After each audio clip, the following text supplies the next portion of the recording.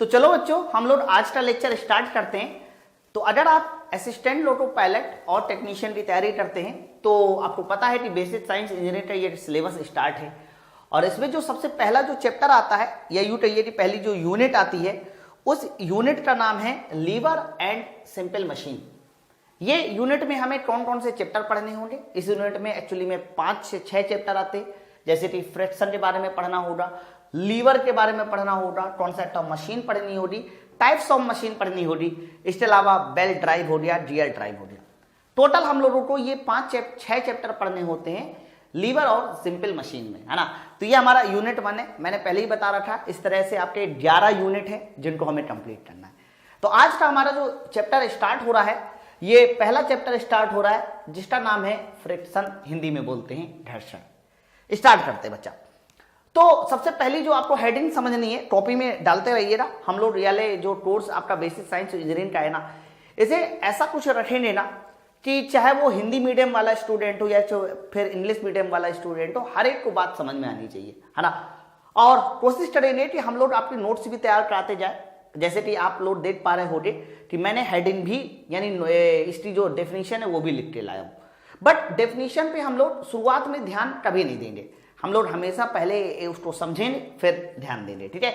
तो पहली आपको जो हेडिंग डालनी है अपनी कॉपी में वो डालनी है, ध्यान रखना, फ्रिक्शन। तो आप सब लोग कॉपी खोलिए और सबसे पहली जो हेडिंग डालिए वो डालिए घर्षण, और इंग्लिश मीडियम वाले डालेंगे इसको फ्रिक्शन, इंग्लिश मीडियम वाले डालेंगे फ्रिक्शन। ये आपकी सबसे पहली हेडिंग हो जाएगी।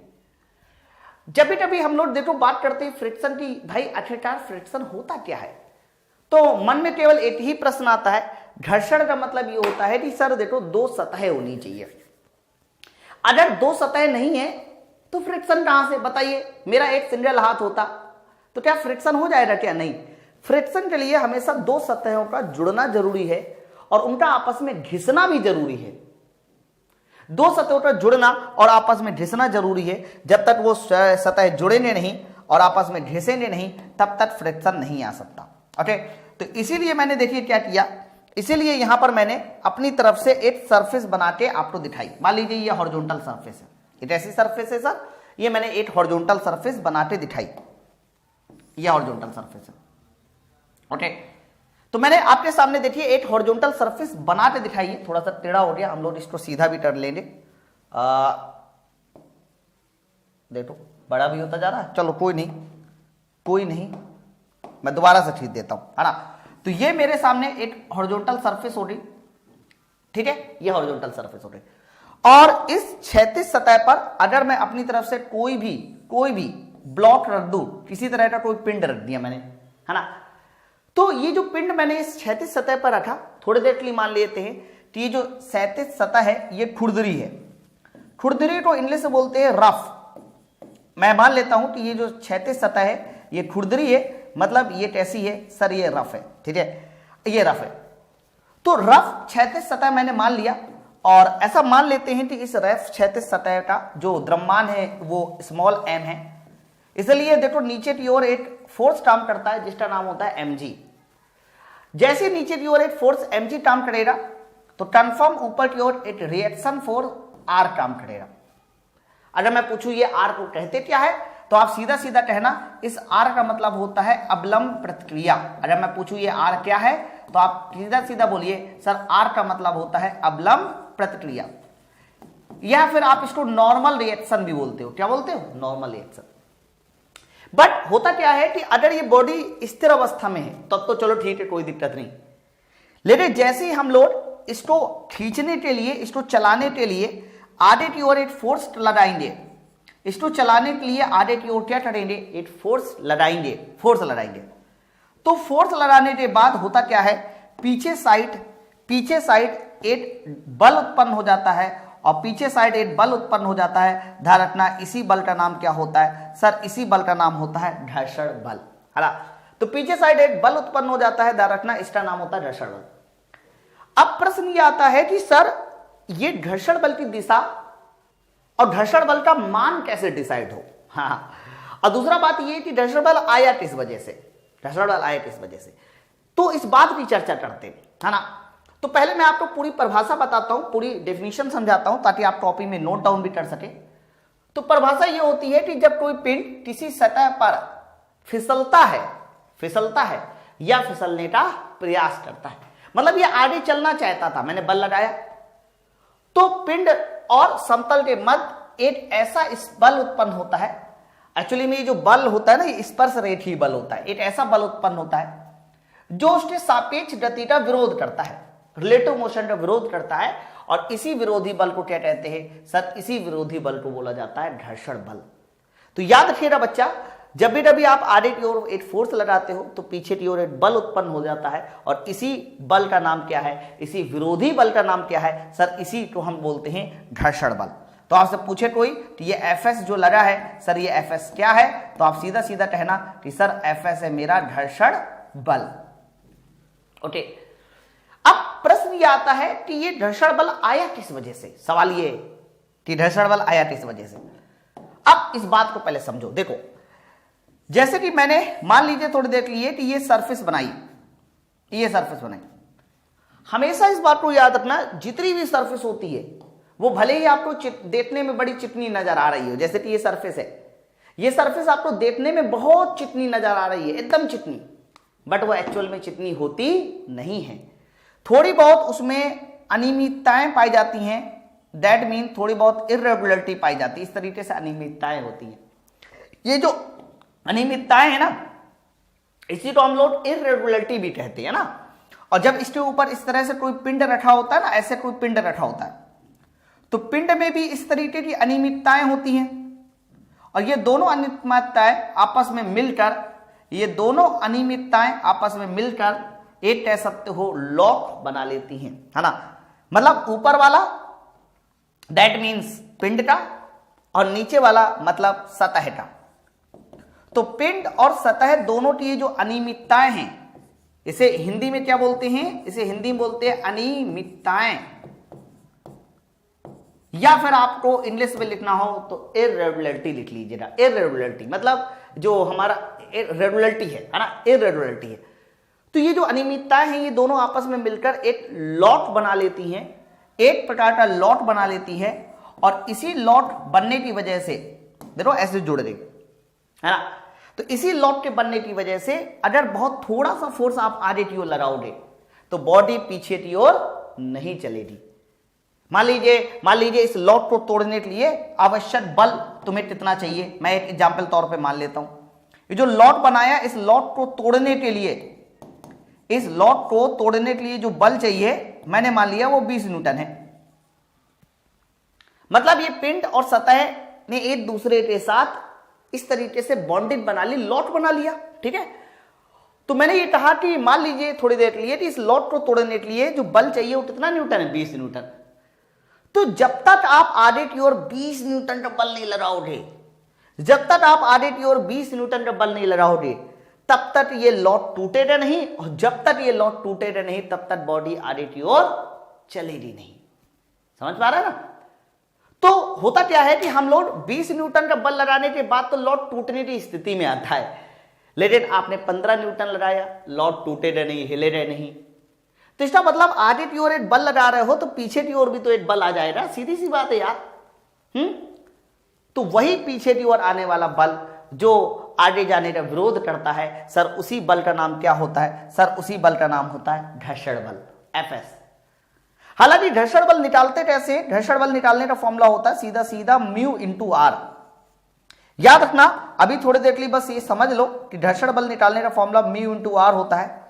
आर आपको पता चल चुका है क्या है, लेकिन अगर मैं पूछूं म्यू क्या है तो म्यू को हम लोग बोलते हैं घर्षण गुणांक। अगर मैं पूछूं म्यू क्या है तो सीधा सीधा आपको बोलना है कि म्यू का मतलब है मेरे भाई घर्षण गुणांक। क्लियर है ना?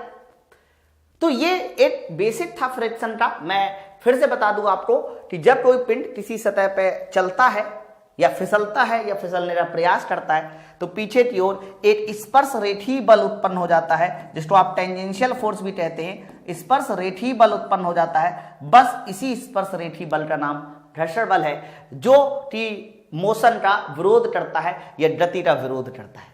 फॉर्मूला क्या है? Fs बराबर म्यू इंटू आर होता है ना।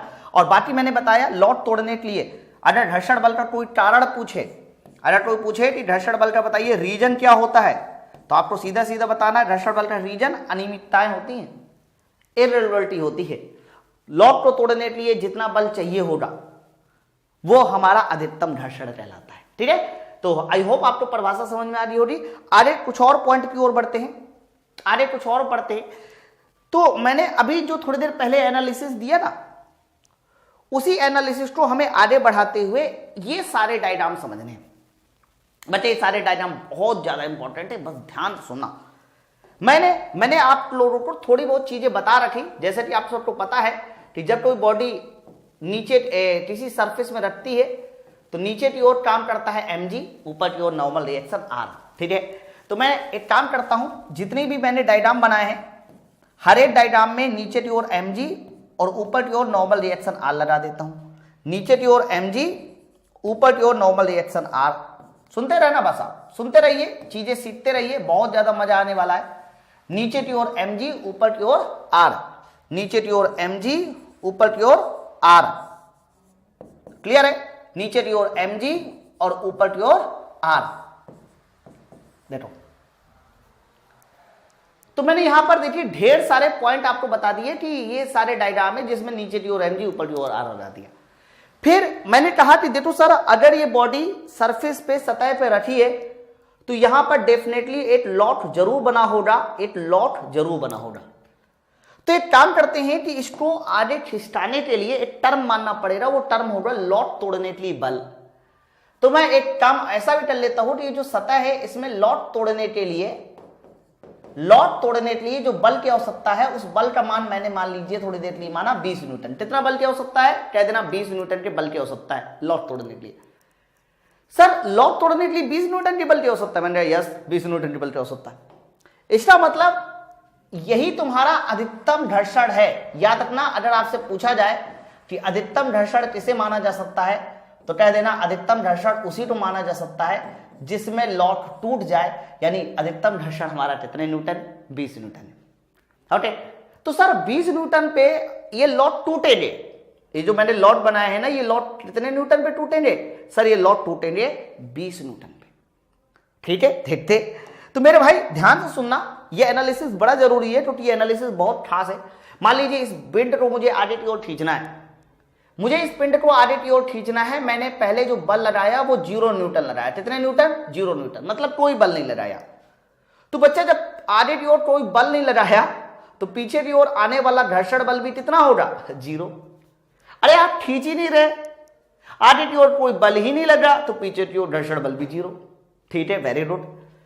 अगले वाले डायग्राम में कहा कि चलो सर ताकत लगाना शुरू करते हैं, और आपने ताकत लगाया सिर्फ और सिर्फ 5 न्यूटन, सिर्फ 5 न्यूटन, मतलब सिर्फ ताकत लगाई 5 न्यूटन।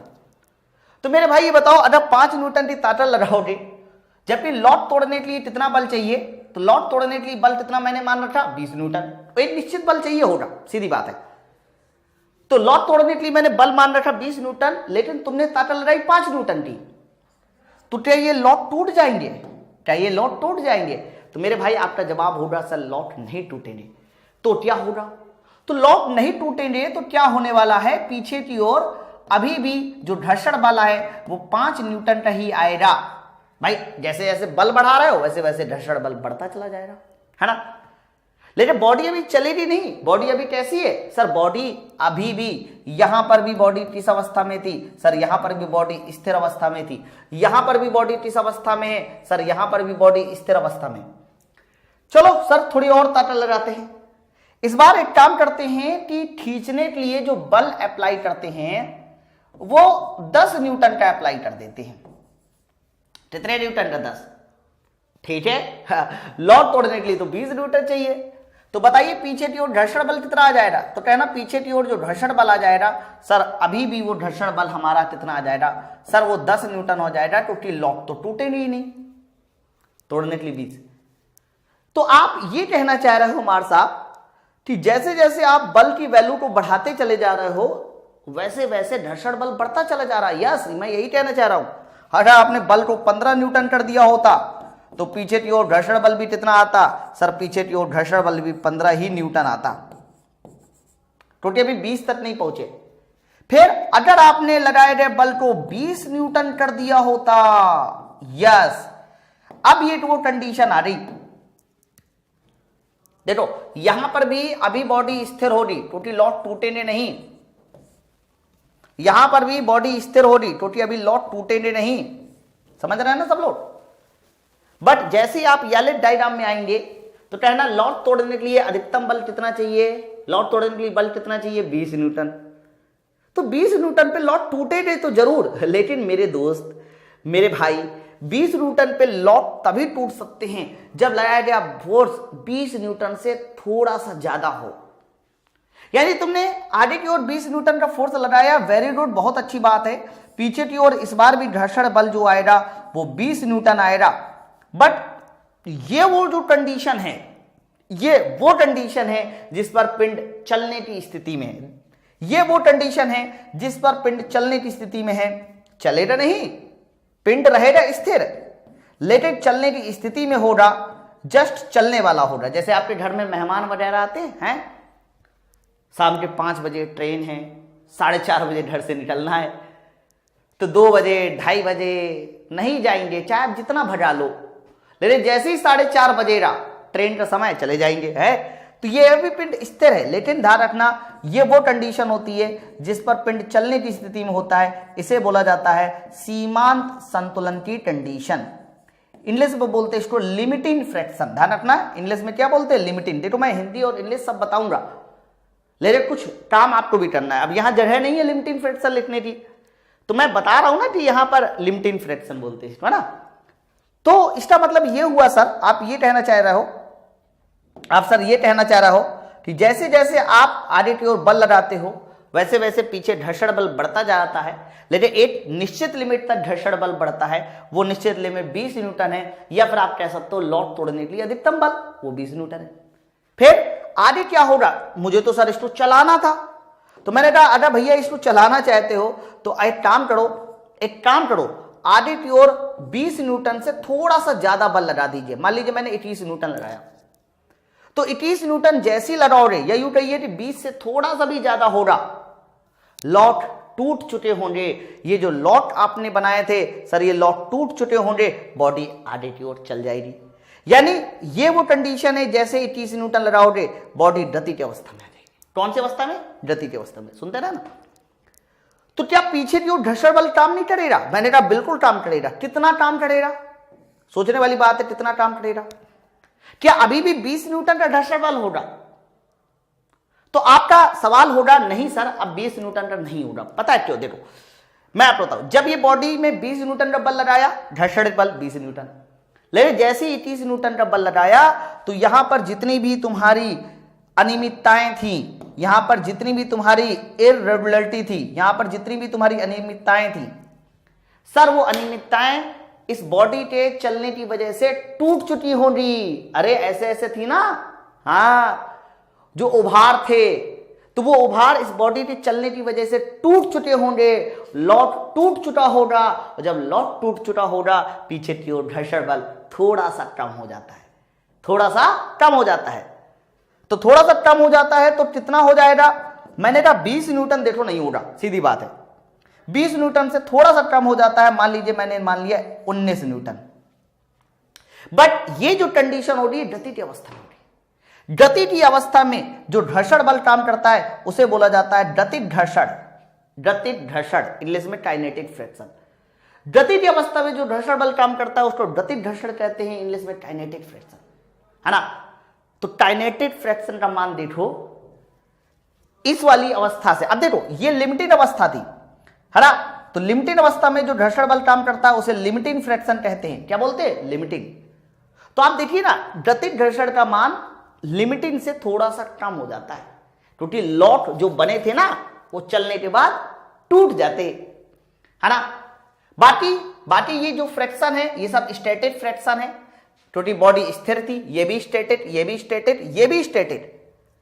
हालांकि लिमिटिंग फ्रैक्शन भी स्टैटिक फ्रैक्शन ही होता है, लिमिटिंग फ्रैक्शन भी स्टैटिक फ्रैक्शन होता है, बट अंतर इतना सा होता है कि स्टैटिक फ्रैक्शन का जो मैक्सिमम मान होता है स्टैटिक घर्षण का, स्टैटिक मतलब स्थिर, तो स्थैतिक घर्षण का अधिकतम मान लिमिटिंग फ्रैक्शन होता है ना। तो ये जो मैंने आपको एनालिसिस ट्राया ना, ये एनालिसिस ट्राना बड़ा जरूरी है।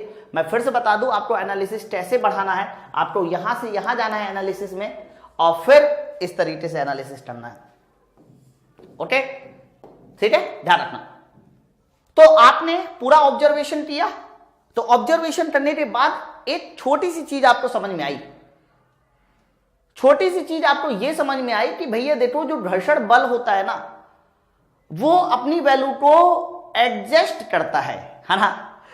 आप देखिए, घर्षण बल अपनी वैल्यू को एडजस्ट करता है, कभी 0 भी था, कभी 20 भी था, आप 2.5 न्यूटन भी लगाते तो 2.5 न्यूटन भी हो जाता। इसलिए घर्षण बल को कई बार हम एक और नाम से भी जानते हैं, सर ये हमारा एक प्रकार का सेल्फ एडजस्टेबल फोर्स होता है। सेल्फ एडजस्टेबल, सेल्फ एडजस्टेबल का मतलब यह है कि स्वयं ही अपने आप को एडजस्ट कर लेता है, पहला पॉइंट। और दूसरा पॉइंट आपको यह याद रखना है घर्षण बल के बारे में कि जो घर्षण बल होता है सर, वो तभी आता है जब दो सरफेस के बीच में रिलेटिव मोशन हो, या फिर दो सरफेस स्पर्श में हो, कांटेक्ट में हो। इसलिए घर्षण बल एक प्रकार का ध्यान रखना कांटेक्ट फोर्स भी होता है, क्योंकि बिना कांटेक्ट के कभी घर्षण बल काम नहीं करेगा। तो घर्षण बल एक प्रकार का कांटेक्ट फोर्स होता है, इस संपर्क बल, और सेल्फ एडजस्टेबल फोर्स होता है। दो पॉइंट मुझे समझ में आए, है ना। फिर से मैं समझ बता दूं, घर्षण बल का मान लगाए गए बाह्य बल के बराबर होता है, इसे बोलते हैं बाह्य बल। घर्षण बल का मान लगाए गए बाह्य बल के बराबर होता है। जैसे जैसे बल का मान बढ़ाते हो वैसे वैसे घर्षण बल बढ़ेगा, परंतु एक निश्चित लिमिट तक बढ़ता है। उसी निश्चित लिमिट को बोलते हैं लिमिटिंग फ्रैक्शन। उसी निश्चित लिमिट को क्या बोलते हैं? Limiting fraction. और अगर आपने उस बल का मान लिमिटिंग से यानी 20 न्यूटन से ज्यादा कर दिया तो फिर घर्षण बल घटने भी लगता है और बॉडी गति की अवस्था में आ जाती है, हरा। और जब गति की अवस्था में आ जाएगी और उस समय जो घर्षण बल काम करेगा वो होगा काइनेटिक। काइनेटिक फ्रैक्शन हमेशा लिमिटिंग फ्रैक्शन से कम होता है। काइनेटिक फ्रैक्शन हमेशा लिमिटिंग फ्रैक्शन से कम होता है, ठीक है। अब सर लिमिटिंग फ्रैक्शन भी तो एक प्रकार का स्टैटिक फ्रैक्शन है। लिमिटिंग फ्रैक्शन भी एक प्रकार का क्या है सर? सर लिमिटिंग फ्रैक्शन भी एक प्रकार का स्टैटिक फ्रैक्शन है, क्योंकि इसमें भी तो बॉडी स्थिर अवस्था में थी। तो कई बार यहां लिमिटिंग ना देकर स्टैटिक दिया रहेगा, है ना। मैं स्टैटिक, लिमिटिंग इन सब का अभी हिंदी बताता हूं। वैसे लिमिटिंग की होती है हिंदी सीमांत घर्षण, स्टैटिक की हिंदी होती है स्थैतिक घर्षण, है ना। तो ध्यान रखना, स्टैटिक फ्रैक्शन का मान लिमिटिंग के बराबर बोल दिया जाता है, ठीक है। तो ये मैंने आपको एक्सपेरिमेंट बताया। अब मैं आगे बताता हूं, इसके बाद बताता हूं घर्षण के प्रकार कि भाई मेरे घर्षण कितने तरह के होते हैं। जल्दी बताइए घर्षण कितने तरह के होते हैं, ये मुझे अब समझाना है ना। तो मैंने कहा कि सर देखो अभी अभी आपने पूरा क्लियर वैसे ही कर दिया घर्षण के प्रकार। तो घर्षण में 3 प्रकार होते हैं। सबसे पहला प्रकार कौन सा होता है? स्थैतिक घर्षण। सबसे पहला प्रकार कौन सा होता है? स्थैतिक, जिसमें बॉडी स्थिर अवस्था में हो। दूसरा कौन सा होता है सर? दूसरा होता है सीमांत घर्षण, जिसमें बॉडी जस्ट चलने की स्थिति में हो, जस्ट चलने की स्थिति में हो। और तीसरा जो घर्षण होता है वो होता है गतिज घर्षण। गतिज घर्षण का मतलब होता है कि बॉडी जस्ट चल रही हो, तो इसमें बॉडी चलती है। मैं ये भी लिख दूं किसमें किसमें कौन सी अवस्था में होता है। तो स्थैतिक घर्षण में बॉडी किस अवस्था में होता है? तो कहना स्टैटिक घर्षण में बॉडी स्थिर अवस्था में होता है ना। सीमांत घर्षण की कंडीशन में बॉडी किस अवस्था में होता है? सर इसमें भी स्थिर अवस्था में होता है। जबकि अगर गतिज घर्षण की बात करते हैं तो इसमें बॉडी गति की अवस्था में होता है। इसमें बॉडी गति की अवस्था में होता है।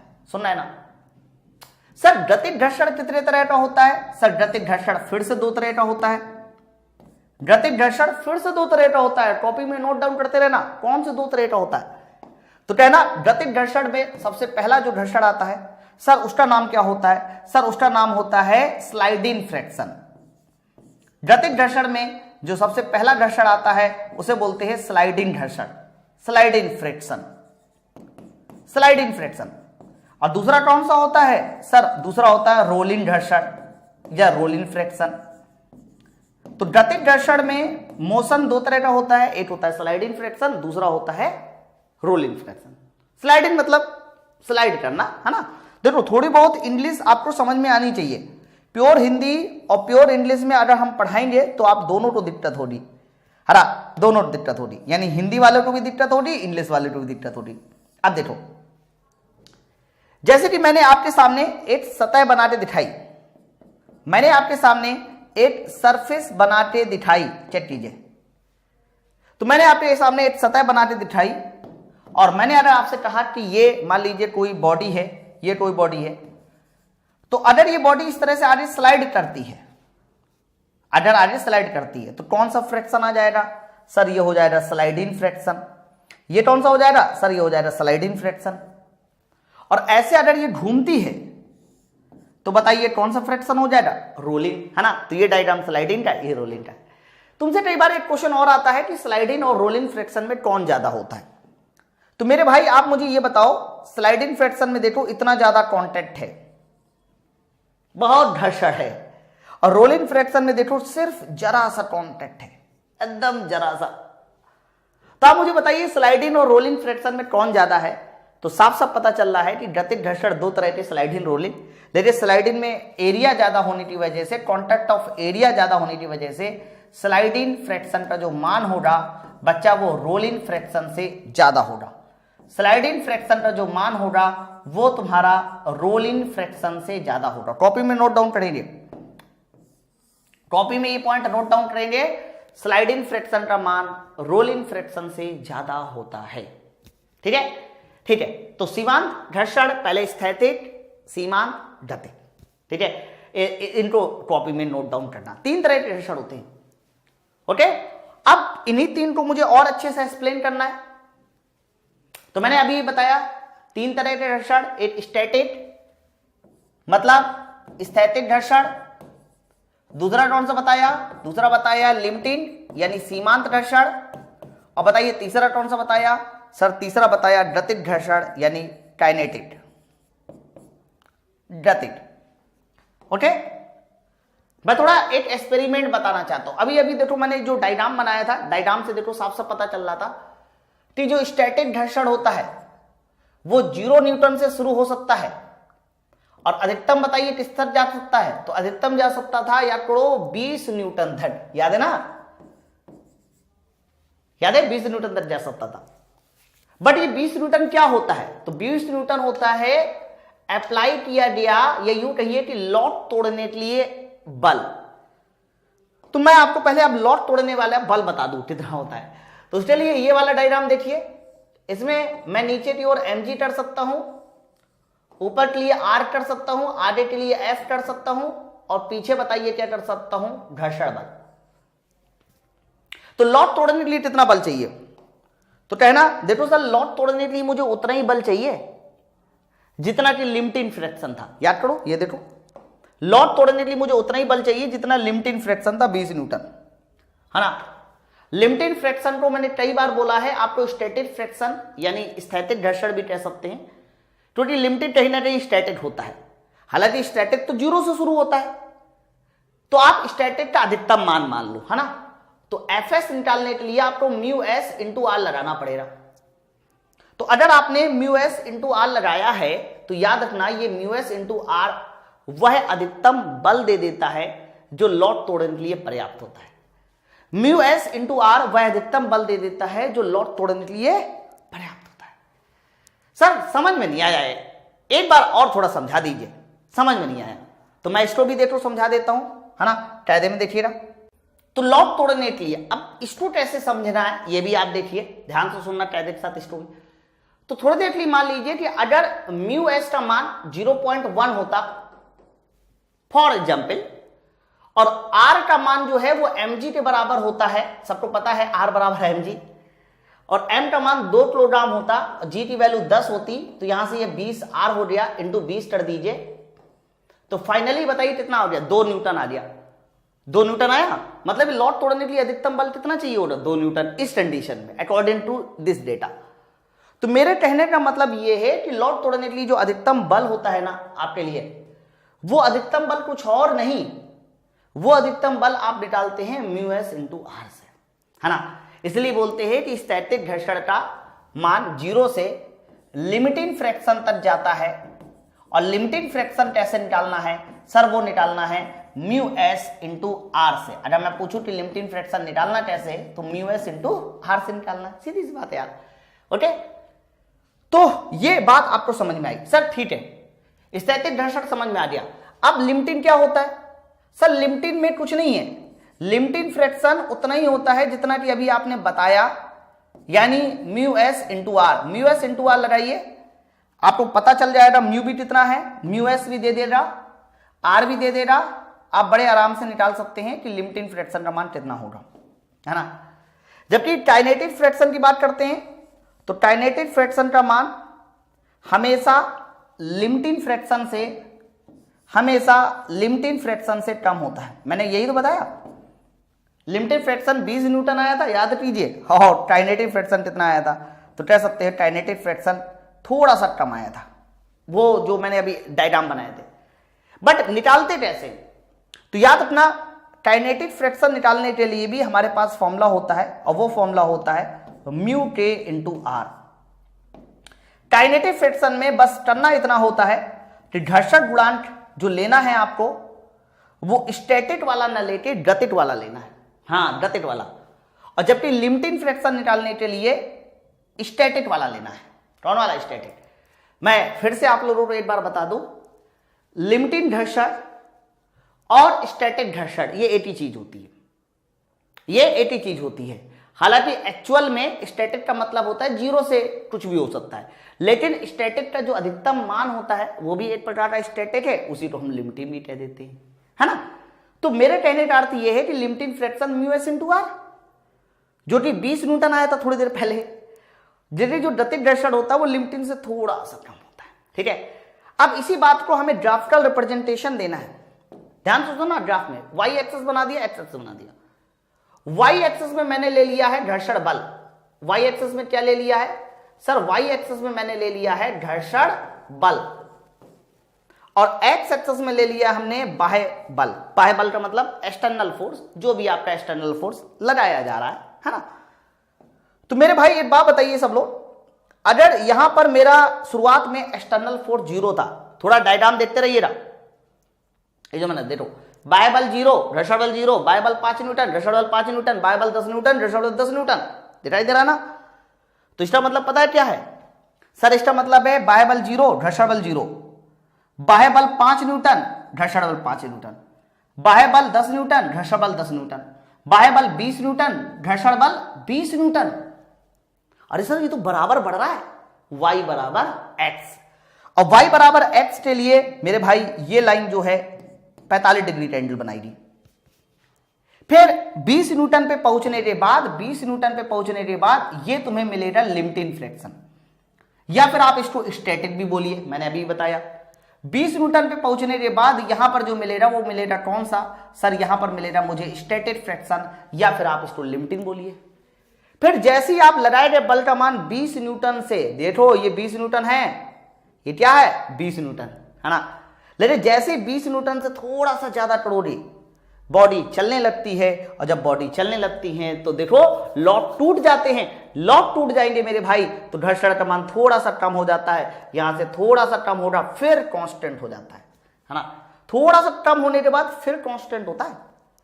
तो याद रखना, थोड़ा सा कम होने के बाद जब ये कांस्टेंट हो जाता है, सर ये जो कहलाएगा, ये तुम्हारा कहलाएगा गतिक घर्षण। कौन सा? गतिक। आप चाहो तो इसको पीछे भी बढ़ा के यहां भी लिख सकते हो, ऐसा कुछ भी नहीं है, आप चाहो तो यहां पे भी लिख दो, लेकिन यहां थोड़ा भद्दा लगेगा इसलिए मैं नहीं लिखता हूं यहां पर, है ना। तो ये कंडीशन जो है, ये कंडीशन बॉडी की स्थिर वाली स्थिति हो गई। स्थिर स्थिति कहां से कहां तक है? मूल बिंदु O से लेकर A तक, ये स्थिर स्थिति है। और आगे की स्थिति बताइए कैसी है? तो आगे की स्थिति है गति की स्थिति। क्लियर है? डायग्राम को देखकर हमेशा याद रखना, ये एंगल 45, मतलब आप कह सकते हो कि स्थिर स्थिति में जैसे जैसे बल बढ़ाते हैं घर्षण बल बढ़ता है, लेकिन थोड़ा और बल बढ़ाने की कोशिश करते घर्षण बल घट जाता है, काइनेटिक, है ना। तो यहां से डायग्राम से साफ साफ पता चल रहा है कि काइनेटिक फ्रैक्शन का मान स्टैटिक फ्रैक्शन से कम होता है। एक तो ये काइनेटिक, ध्यान रखना, कई लोगों को कंफ्यूजन होती है कि जब बॉडी चल रही होती तो घर्षण ज्यादा होता, नहीं, चलते समय घर्षण थोड़ा सा कम हो जाता है। ओके, और इसी तरीके से गतिज घर्षण गुणांक का मान स्टैटिक घर्षण यानी स्थिति घर्षण गुणांक से भी कम होता है। ओके, ये दोनों पॉइंट आपको कॉपी में नोट डाउन करने हैं।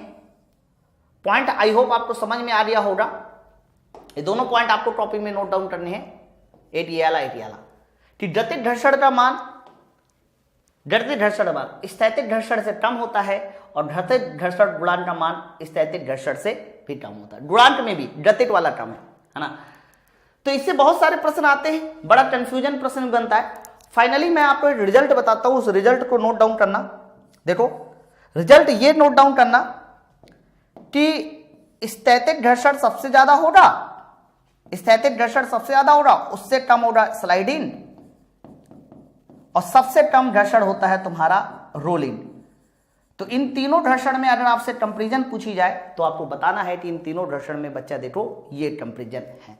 ठीक है, तो यहां से मैंने घर्षण का बेसिक कॉन्सेप्ट आपको क्लियर कर दिया है। इसके बाद हम लोग नेक्स्ट लेक्चर में देखेंगे कि इसका जो एडवांस वर्जन है घर्षण गुणांक क्या होता है, घर्षण एंगल क्या होता है, इन सब के बारे में, घर्षण के नियम क्या होते हैं, वो हम लोग अगले लेक्चर में देखेंगे।